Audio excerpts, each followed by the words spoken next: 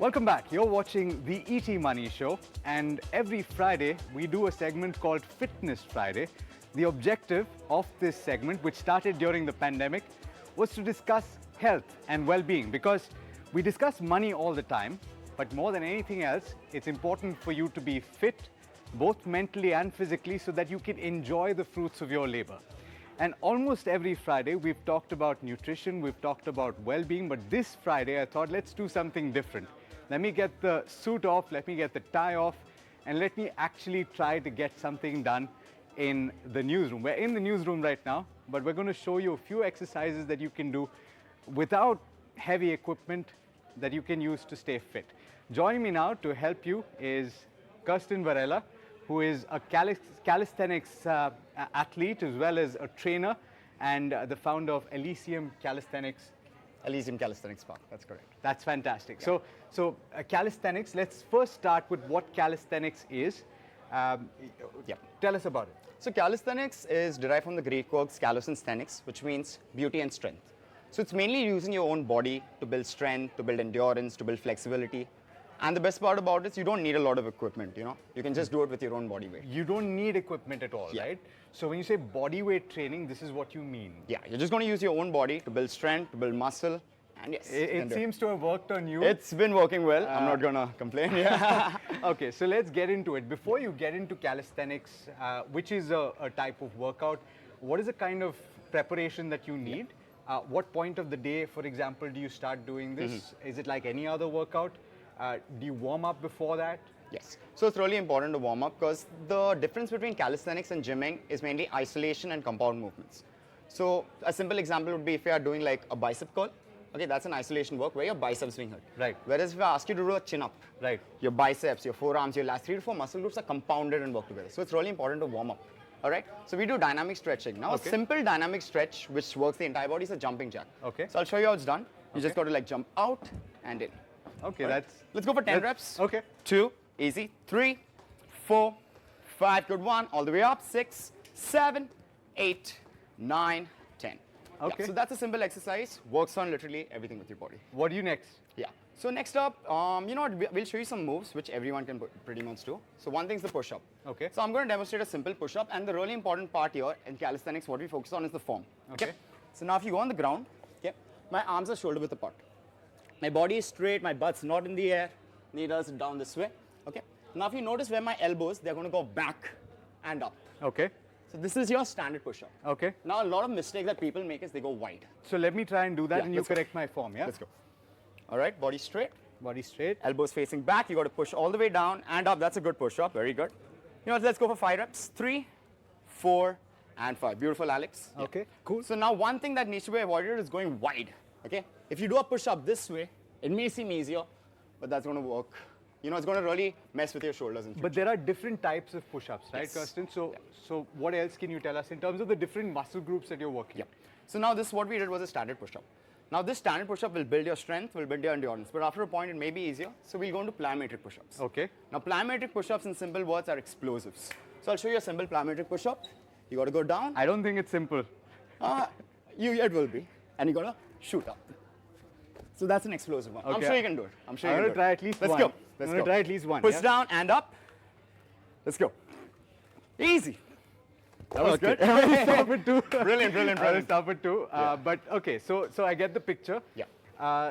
The thing that a lot of people who've tried push-ups, and you know, a lot of people have told me this also, is that when they start out, it's very hard for them to do. So what do you do in terms of easing into it? Does it help to, you know, keep doing it? Yeah. So I'm glad you brought that point up. Now the good part about calisthenics, there's a progression and regression to every single exercise. So now what we did was a standard push-up. But certain people watching this may be like, I can't do a single one. Yeah. What do you do in that case? Go down on your knees. So you do like a simple knee push-up. Okay. If this is harder, you can find a wall. You can also do a little wall push-up. Okay. So based on your level, you can always find an exercise that will help you. There's always a solution to it. Okay, so we've done push-ups. What comes next? You know what? We've done an upper body workout. Let's do a lower body workout, a simple one. Okay. The squat, the bodyweight squat. Okay, now think about the squat as well. It's really important to watch your range. Right. Now watch me. I'm not way too wide, not way too close. Okay, my legs are shoulder width apart. You got to squat down, glutes below knees, and up. All the way down, huh? Yes. So your glutes Okay, so need to go below your knees. Shoulder width apart. Yes. Hands out. Yeah. Push down and up. Okay. You got to go a little more lower. Okay. Little more lower and up. Good. Okay, Now so one I'm more gonna thing. turn to the side and basically that's how low you go, yeah? And one more thing. What about your back? Yes, I was going to get to that. You got to keep it straight. The mistake that people make, they do a squat this way. Okay. Which is not done. It looks that ugly. Was me. It's not really helping. So, you know what? Keep your body straight. Okay. Push down and up. Boom. Okay, Perfect. fine. So that's your body weight squat. Now, just like your push-up, okay? You'll be like, okay, you can just do squats. How do you make it harder?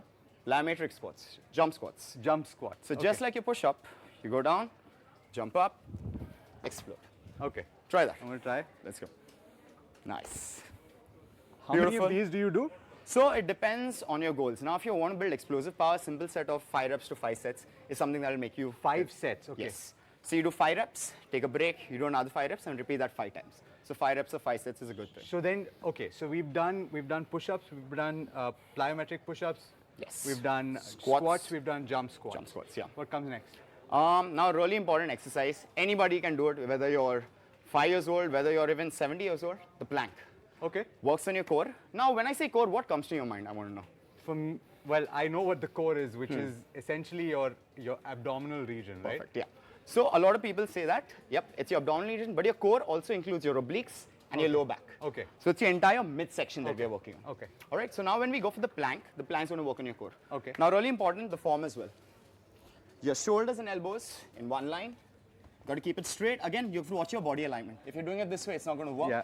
Got to protract your shoulders a little bit, engage and hold. Okay, I'm going to try doing this, and Yep. you're going to tell me what my form is like. Yep. And I've also been told that the longer you hold your plank, Yes. the tougher it gets to hold it. Now get your legs together, squeeze your legs together, Okay. engage, perfect. Now you got to just go one step behind. Your shoulders and your elbows, okay, this should be in one. In one more step back. Okay. Yeah, no. Just move your shoulders behind. There we go. Okay. Much better, much Okay, like better. that. Yeah. So now this may be easy. Right. Do you want to make this harder? Yes. All right. So now what you do is, it was right here. Keep walking back. Keep walking back. Keep walking back. Try holding a plank further away. Okay, I'm going to try. I'm going to challenge you to a 10-second hold with as further away as you can. All right? Just 10 Okay. seconds, but let's see how it goes. Now keep walking back.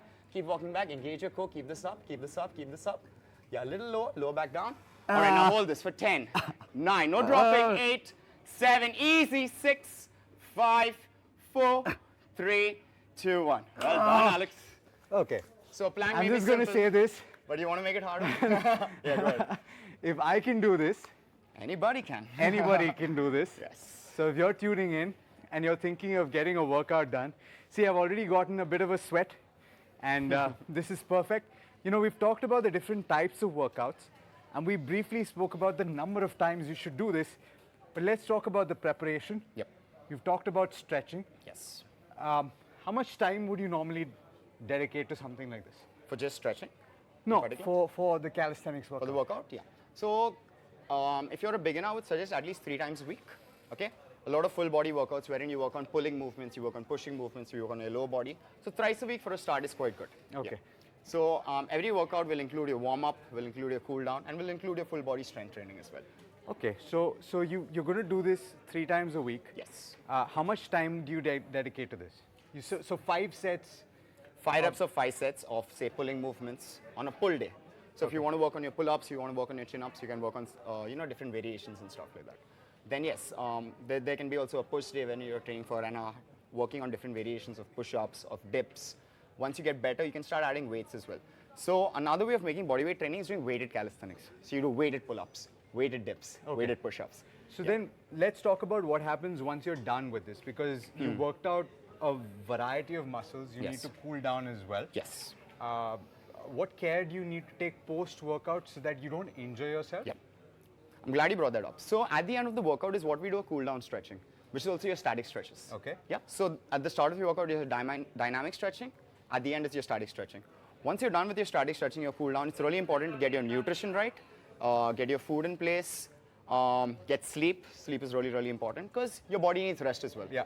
Because the thing about calisthenics, what I've experienced and what my students experience too, it's addictive. Once you start unlocking moves, once you start seeing the changes your body can make, not just physically but mentally, it's addictive.